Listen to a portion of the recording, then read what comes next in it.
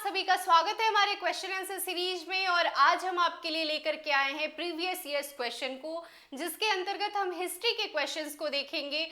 और हिस्ट्री के वो सारे क्वेश्चन हम देख रहे हैं लगातार, हर दिन हम आपके लिए लेकर के आ रहे हैं, क्योंकि एग्जाम बहुत नज़दीक है और हिस्ट्री से लगभग 30 क्वेश्चन आपके एग्जाम में पूछे जाते हैं।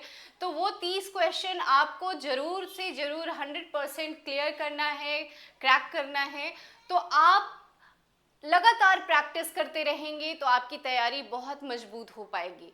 इसलिए आप प्रैक्टिस सीरीज को ज्वाइन करते रहें, आप डेली प्रैक्टिस घर पे भी करते रहें। तो चलिए देखते हैं आज का पहला क्वेश्चन क्या है हमारा क्वेश्चन आंसर सीरीज के अंतर्गत। तो भारतीय कला में स्तूप, चैत्य और विहार का निर्माण निम्नलिखित में से किससे संबंधित है? ठीक है, भारतीय कला में स्तूप, चैत्य और विहार का निर्माण जो है निम्नलिखित में से किससे संबंधित है? ऑप्शन है आजीविक संप्रदाय, वैष्णव संप्रदाय, बौद्ध धर्म या शैव धर्म। कौन हो सकता है? इसका आंसर है बौद्ध धर्म। स्तूप, चैत्य और विहार का मतलब क्या है, इसके बारे में भी आपको जानना जरूरी है। ये बौद्ध धर्म से संबंधित है, लेकिन इसका तात्पर्य क्या है? चलिए एक्सप्लेनेशन में हम देखें तो स्तूप जो है आपका, स्तूप यहाँ पे आप देखें, पूरा देखिए एक्सप्लेनेशन। भारतीय कला में स्तूप, चैत्य और विहार का निर्माण बौद्ध धर्म से संबंधित है। बौद्ध धर्म की धार्मिक वास्तुकला भारतीय उपमहाद्वीप में विकसित हुई। शुरुआती बौद्ध धर्म की धार्मिक वास्तुकला से निम्न प्रकार के ढांचे जुड़े हुए हैं। मठ अवशेष, मठ को विहार बोला जाता है, अवशेष को स्तूप कहते हैं। मंदिर या प्रार्थना कक्ष को चैत्य कहा जाता है एवं स्तंभ।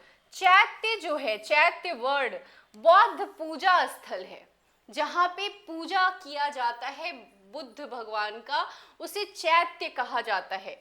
जबकि विहार जो है बौद्ध भिक्षुओं का निवास स्थल है बौद्ध भिक्षुओं का, इसलिए उसे विहार कहा जाता है। स्तूप का मतलब क्या है? स्तूपों का जो निर्माण है उसका उद्देश्य यही है कि गौतम बुद्ध के जितने भी अवशेष हैं उनको सुरक्षित रखा जाए और उसे सुरक्षा प्रदान करते हुए वहाँ पे उन अवशेषों की पूजा की जाए। तो इन बुद्ध के अवशेषों की पूजा व सुरक्षा के लिए स्तूप का निर्माण कराया गया। ठीक है, बौद्ध मठ का तात्पर्य उस जगह से है जहां बौद्ध धर्म के गुरु अपने शिष्यों को शिक्षा का उपदेश करते हैं। बोध गया में महाबोधि मंदिर बौद्ध मठ का एक उदाहरण है। ये बौद्ध मठ में क्या होता है, गुरु अपने शिष्यों को, जो महात्मा बुद्ध से रिलेटेड जो गुरु हैं और उनके शिष्य हैं, उन सभी को शिक्षा का आदान प्रदान किया जाता है, उन्हें शिक्षा प्रदान की जाती है, उपदेश दिया जाता है। तो इस प्रकार बौद्ध मठ शिक्षा के आदान प्रदान का क्षेत्र है। तो चलिए क्वेश्चन नंबर 2 के तरफ चले। तो क्वेश्चन है आपका, भारतीय हस्तशिल्प के संदर्भ में बिहार में सुजनी क्या है? सुजनी एक प्रकार का क्या है? एक प्रकार का कांच का बर्तन है, एक धातु शिल्प है, एक प्रकार की कढ़ाई है, एक प्रकार का मिट्टी का बर्तन है। क्या हो सकता है बताइए? बिहार में सुजनी नाम किसे दिया गया है? क्या हो सकता है? कांच का बर्तन, एक धातु शिल्प, एक प्रकार की कढ़ाई, एक प्रकार का मिट्टी का बर्तन। तो ये एक प्रकार का एम्ब्रॉयडरी है। सुजनी जो है वो एक प्रकार का एम्ब्रॉयडरी है जो हमारे बिहार में प्रचलित है। सुजनी बहुत ही सुंदर ये एम्ब्रॉयडरी किया जाता है और महिलाएं यूज करती हैं सुजनी। देखिए, सुजनी कढ़ाई जो है उसे जीआई टैग भी प्राप्त हुआ है। मुजफ्फरपुर की सुजनी कढ़ाई को जीआई टैग भी मिला हुआ है। ठीक है, यहाँ परंपरागत रूप से महिलाएं नवजात शिशुओं को लपेटने के लिए साधारण कपड़ों के छोटे पैच पर, मतलब कपड़ों के ऊपर कपड़े का पैच लगाया जाता है और उसके ऊपर कढ़ाई की जाती है और बहुत ही सुंदर एक प्रकार का तैयार किया जाता है, सुजनी जिसे नाम दिया गया है। और उसके ऊपर आप बच्चे को सुला सकते हैं, उसे बच्चों को लपेटा जाता है। जो छोटे छोटे नवजात शिशु होते हैं उनके लिए ये सुजनी तैयार की जाती है। तो एक बहुत सुंदर एम्ब्रॉयडरी है, इसी को सुजनी कहते हैं। ठीक है, अभी आगे बढ़ेंगे, अगले क्वेश्चन की तरफ चलेंगे। क्वेश्चन नंबर 3, बिहार में विक्रमशिला विश्वविद्यालय के संबंध में निम्नलिखित कथनों पर विचार कीजिए। बिहार में विक्रमशिला विश्वविद्यालय के संबंध में निम्नलिखित कथनों पर विचार कीजिए। यह बिहार के वर्तमान बांका जिले में स्थित था। इसकी स्थापना पाल वंश के राजा गोपाल प्रथम ने की थी। बौद्ध धर्म का वज्रयान संप्रदाय यहाँ फला फूला। यहाँ खगोल विज्ञान, तर्कशास्त्र, कानून, व्याकरण और दर्शन जैसे अन्य विषय भी पढ़ाए जाते थे। तो बड़े ही ध्यान से क्वेश्चन को पढ़ना है, क्वेश्चन क्या कहना चाह रहा है।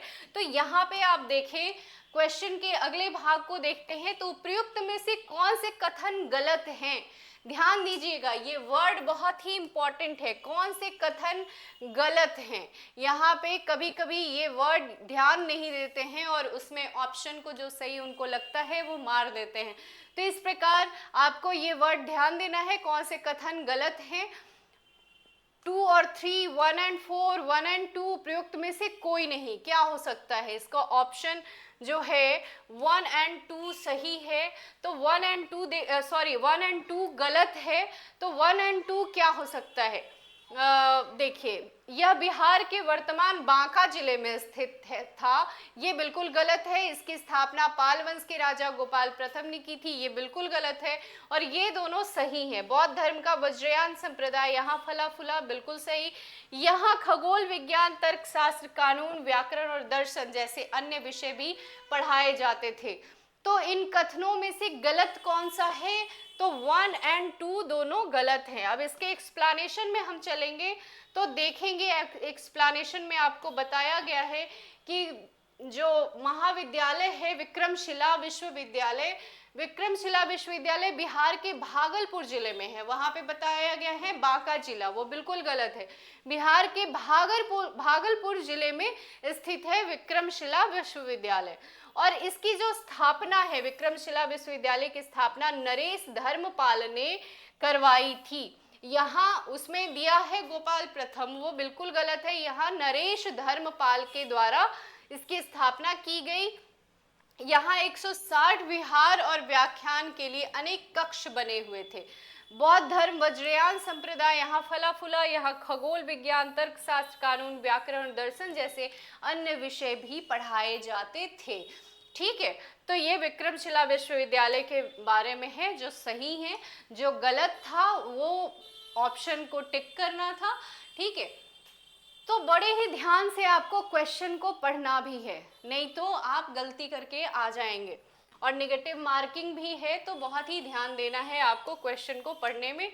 तो चलिए अगले क्वेश्चन की तरफ देखते हैं। भारत में बाबर के आगमन के क्या कारण हैं? निम्नलिखित कथनों पर विचार कीजिए। भारत में बाबर के आगमन का क्या कारण है? उपमहाद्वीप में बारूद का आगमन हुआ, क्षेत्र की वास्तुकला में मेहराब और गुंबद का परिचय हुआ है, प्रदेश में तैमुरिड राजवंश की स्थापना हुई, युद्ध में तोपों की शुरुआत हुई। क्या हो सकता है भारत में बाबर के आगमन का क्या कारण है?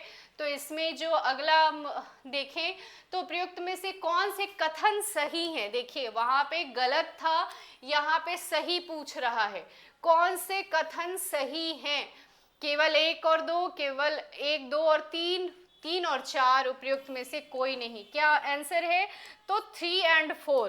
देखते हैं ऑप्शन में क्या दे रखा है। 3 एंड 4 में प्रदेश में तैमुरिड राजवंश की स्थापना हुई और 4 जो है युद्ध में तोपों की शुरुआत हुई।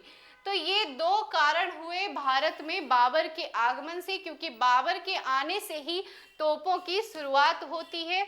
इसके एक्सप्लेनेशन में हम देखेंगे तो क्या दे रखा है, बाबर के आगमन के कारण भारत में तैमुरिड वंश की स्थापना हुई। ठीक है, एवं युद्ध में तोपों की शुरुआत हुई। क्षेत्र की वास्तुकला में मेहराब और गुंबद तुर्की द्वारा मोहम्मद गौरी के आक्रमण के बाद प्रचलन में आए थे। बाबर का जन्म 14 फरवरी 1483 को मध्य एशिया के फरगना नामक स्थान पर हुआ था। बाबर ने काबुल पर अधिकार करने के बाद भारत पर 4 आरंभिक आक्रमण किए। तो इस प्रकार से बाबर का जो आक्रमण था सबसे पहले 1526 ईस्वी में जो पानीपत का प्रथम युद्ध होता है, बहुत ही इम्पॉर्टेंट है, बाबर और इब्राहिम लोदी के बीच में हुआ था। उसको आप जा कर के देख भी सकते हैं, हमारा वीडियो भी है यूट्यूब चैनल पे। आप मेडिएवल हिस्ट्री में जा कर के देखेंगे तो आपको सारा वीडियो मिल जाएगा, तो आप जा कर के देख सकते हैं।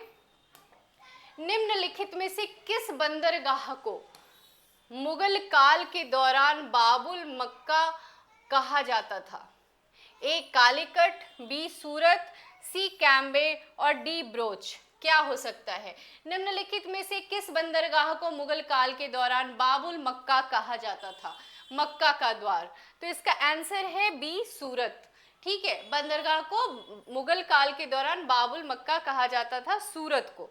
ठीक है, इसके एक्सप्लेनेशन में हम देखेंगे तो सूरत बंदरगाह को मुगल काल के दौरान बाबुल मक्का कहा जाता था, क्योंकि मक्का की तीर्थ यात्रा सूरत से शुरू होती थी। सूरत गुजरात का प्रमुख शहर है, यह अपने वस्त्रों के लिए जाना जाता है। विश्व के इतिहास में मध्यकाल के दौरान यह एक महत्वपूर्ण बंदरगाह था। इसे मक्का के द्वार के रूप में जाना जाता है, क्योंकि कई तीर्थयात्री समुद्री मार्ग से सूरत से रवाना होते हैं। इसे पश्चिमी एशिया के प्रवेश द्वार के रूप में भी जाना जाता है। तो मक्का के द्वार के रूप में कहा जाता है सूरत को, क्योंकि सूरत एक बंदरगाह उस समय हुआ करता था और वहां से लोग मक्का के लिए यात्रा किया करते थे। तो मुगल काल में मक्का का द्वार किसे कहते हैं? सूरत को। अगले क्वेश्चन की तरफ चलेंगे, देखेंगे। अष्ट प्रधानमंत्री परिषद थी गुप्त प्रशासन में, चोल प्रशासन में, मराठा प्रशासन में, विजयनगर प्रशासन में। क्या आंसर है बताइए? इसका आंसर सी है, मराठा प्रशासन में। अष्ट प्रधान जो है ये मंत्री परिषद कहाँ हुआ करती थी? तो मराठा प्रशासन में आंसर है। एक्सप्लेनेशन की तरफ हम आगे बढ़ेंगे तो देखेंगे प्रशासन में शिवाजी की सहायता और परामर्श के लिए 8 मंत्रियों की एक परिषद थी। इसे अष्ट प्रधान परिषद कहा जाता था। अष्ट प्रधान परिषद का प्रत्येक मंत्री अपने विभाग का प्रमुख था।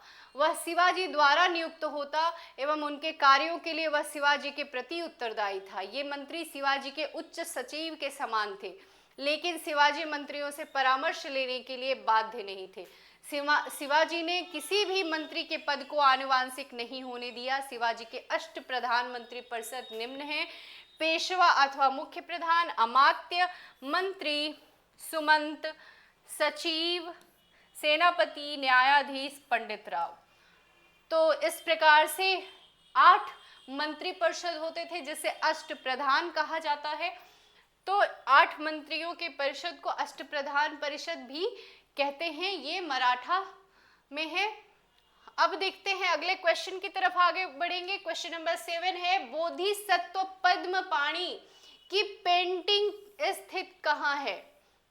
बताइए, बाग में, एलोरा में, अजंता में, बादामी में। क्या है आंसर?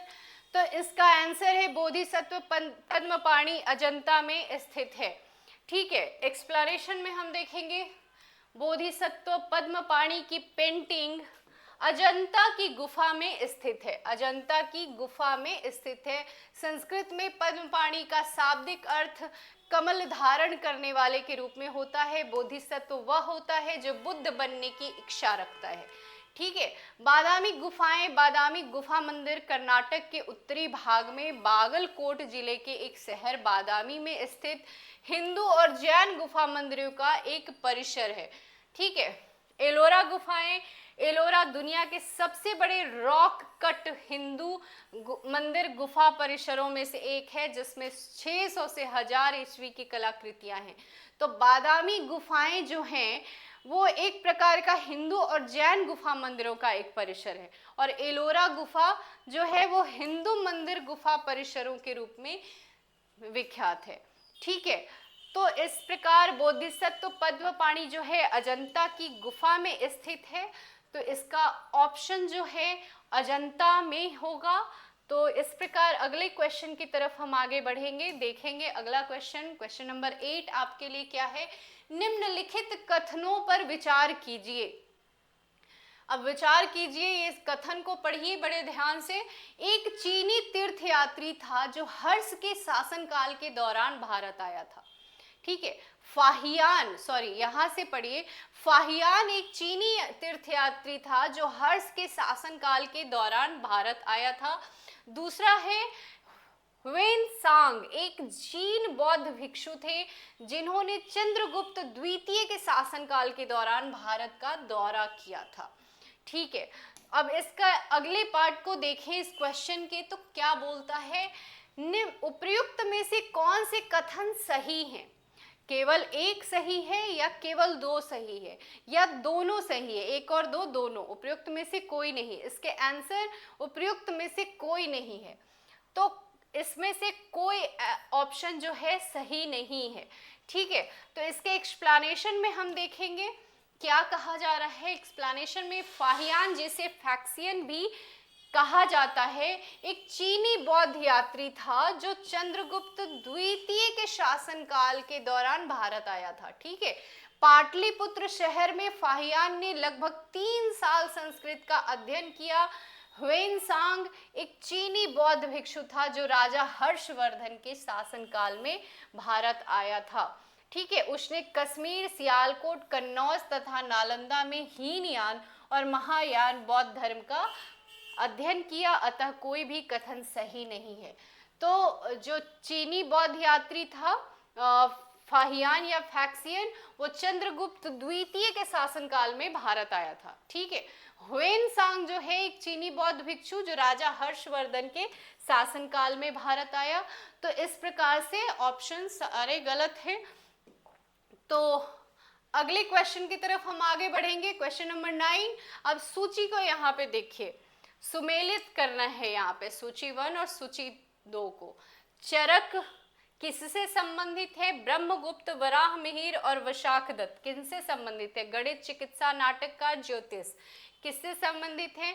इनके हम अगले पार्ट को देखें क्वेश्चन को, तो नीचे कूट दिया गया है, उसको मिलान करना है। ठीक है, अब इसके एक्सप्लेनेशन में हम देखेंगे, आपको पूरा सूची को मिला करके बताया गया है। तो चरक जो है वो चिकित्सा से संबंधित है, चरक जो है वो चिकित्सा संबंधित है, ब्रह्मगुप्त गणित से, वराह मिहिर ज्योतिष से, विशाखदत्त नाटककार हैं। ठीक है, तो इस प्रकार से ए ऑप्शन जो है वो सही है, चरक चिकित्सा से, ब्रह्मगुप्त गणित से, वराह मिहिर ज्योतिष और विशाखदत्त नाटककार। ठीक है, तो अगले क्वेश्चन की तरफ हम आगे बढ़ेंगे, देखेंगे इनमें से किसने भारत में फारसी त्योहार नौरोज की शुरुआत की?